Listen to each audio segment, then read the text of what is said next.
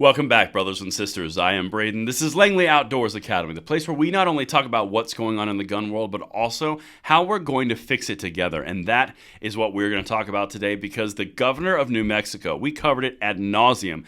She has completely failed. And not only has she failed on her level, she has set back gun controllers across the board. Republicans are taking action, and that is what we're going to talk about today, because this is much bigger than just New Mexico per our previous discussions. Everything will be linked in the description box below, and I cannot wait to hear what you guys think about this one, because this is the fight that we are in to pass the rights on to the next generation. And of course, make sure you hit that like button, subscribe to the channel, and turn that notification bell on. All right, my brothers and sisters, so if for some reason you have been living under a rock and you don't know what happened in New Mexico, basically, very high level, governor, I don't like guns, public health order, you can't have them. That's very high level. Can't get more broad than that. But it's been blocked in court. It got rejected wholesale across all law enforcement and DAs. This is not a good look for her. But when we talked about it on this channel, the first thing that I said was this undermines gun control more than we could undermine it in the same amount of time. This was going to do more damage to their gun control dreams through public health orders than we could ever accomplish. That's what we're going to talk about, because senators and House of Representative members are taking action on a federal level to basically outlaw this nationwide going forward. She jumped the shark. Dems are pretty pissed. Let's get it, because this is the fight. It's so much bigger than just New Mexico. All right. GOP leaders push to protect gun owners and prevent Biden from declaring health emergency over gun violence. GOP leaders blast New Mexico governor for trying to issue national health emergency over gun violence, which is a made-up term. But this came out today.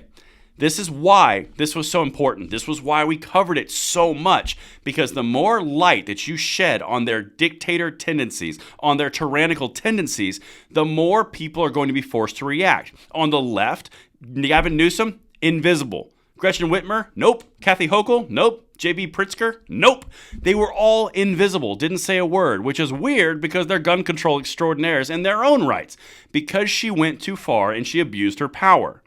Then, resolutions that are coming up right now, we covered it 2 days ago, from Chip Roy in the House, condemning that action. That's in the House. Well, now you've got 14 members of Congress who are straight up introducing bills to make it illegal for Biden, big guy, president, to do the exact same thing. They have gutted and exposed the idea of the public health order to infringe upon the Second Amendment rights. That is why this is so massive, and she has destroyed years of their planning and work. Make no mistake, years. Let's keep going. Let me show you what they're doing. But man, I get so amped, because this is the fight. We can outmaneuver them. They screwed themselves. We brought light to it, and now look what's happening. Senator Mike Braun, Republican, Indiana, and 14 other GOP leaders introduced a bill Thursday to prevent the White House from declaring gun violence a national health emergency to enact gun control measures. You know they were going to do it. They were talking and laying the groundwork forever ago when the Secretary of Health talking about gun violence as a health epidemic, which is the entire shtick of the Democratic Party. That was the outline. This governor of New Mexico jumped in front of the line, decided to try to get some limelight for herself. It backfired, and now senators and congressmen are all saying, we're going to bring some attention to this. They screwed themselves, just like we talked about. Let's continue. The bill, known as the Protecting the Right to Keep and Bear Arms Act of 2023, comes as Democratic New Mexico Governor Michelle Lujan Grisham last week tried to enact an immediate 30-day prohibition on carrying guns in public areas or on state-owned properties in Albuquerque, calling gun violence a public health crisis. It was all about that. That's the whole thing. They goofed big time, but it ruined it for the others. That's why you didn't hear anything. That's why we cover this. It's not about the bill. The bill is not the important piece. What's important is senators, congresspeople, and potentially election candidates are going to be talking about this. They can't do it because it'll be confirmation bias.